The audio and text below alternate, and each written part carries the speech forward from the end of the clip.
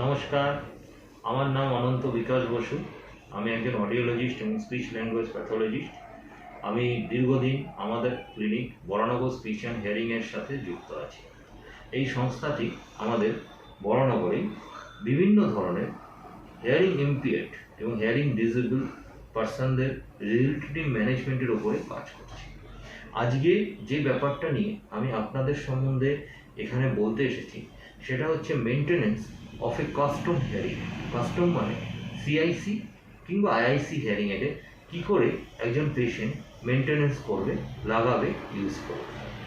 হচ্ছে আমাদের একটা কানের custom made CIC hearing add.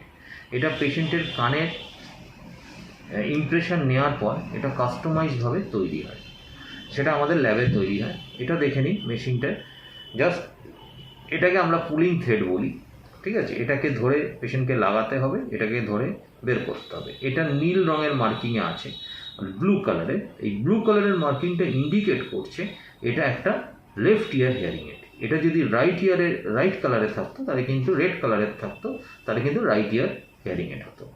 এই হিয়ারিং এডটা এই পুলিং থ্রেডের নিচেই একটা ছোট্ট আংটা মতন দেওয়া আছে, দেখুন এটা ছোট্ট উঠানো রয়েছে।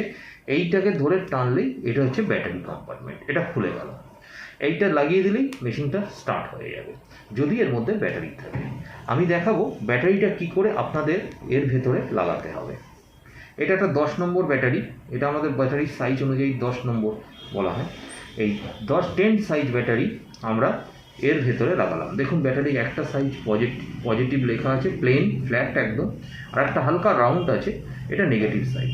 এই নেগেটিভটা নিচের থাকে আর এই পজিটিভটা ওপরের দিকে থাকবে।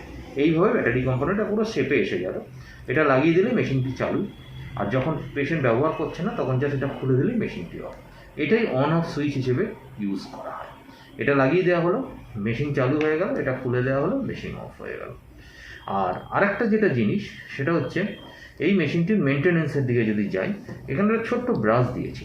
এখানে দেখুন একটা ছোট্ট একটা পোর্ট আছে, এটাকে আমরা বলি মাইক্রোফোন।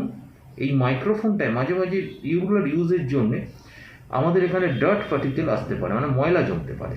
তখন আমাদের কী করতে হয়, এটাকে একটু পরিষ্কার করে দিতে হয়, ঠিক আছে। এটা মোটামুটি once in a week twice in a week করলেই হয়ে যাবে। সামান্য একটুখানি ব্রাশটা দেওয়াই থাকে। আর এখানে একটা ফিল্টার দেওয়া আছে, ফিল্টার মানে ছাঁকনি। এই ছাঁকনিটা কী করে, এটা যেহেতু কানের ভেতরে থাকছে একদম হিয়ারিং এডটা, সেই জন্য ছাঁকনিটা ক্রমশই কানের ওয়াক্সে ভরে যেতে পারে। সেই জন্যে এটাকে রেগুলার বেসিসে একটুখানি এইভাবে পরিষ্কার করে নেওয়া দরকার। পরিষ্কার করলেও অনেক সময় দেখা যায় মাস 3, 4 কি 6 পরে যার কানে যেরকম ওয়াক্স বেরায় আর কি, সেটা অনুযায়ী এটা কখনো কখনো ইম্প্যাক্টেড হয়ে যায়, অর্থাৎ ভর্তি হয়ে যায়। তখন এটা দিয়ে আর হয় না, তখন এর ভেতর থেকে আর সাউন্ড বেরাতে পারবে না, তখন ছাঁকনিটা জাম্প হয়ে যাবে।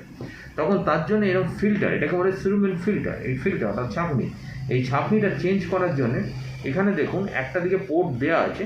এই পোর্টটা এর ভেতরে ঢুকিয়ে দিয়ে এইভাবে টানলেই এই ছাঁকনিটা বেরিয়ে আসবে। আর তার তো উল্টো দিকে যেটা ফ্রেশ পোর্ট আছে, ওটাকে জাস্ট এইভাবে ঢুকিয়ে এটাকে ক্লকওয়াইজ অ্যান্টি ক্লকওয়াইজ লাগিয়ে দিলেই এটা এর ভেতরে ঢুকে যাবে।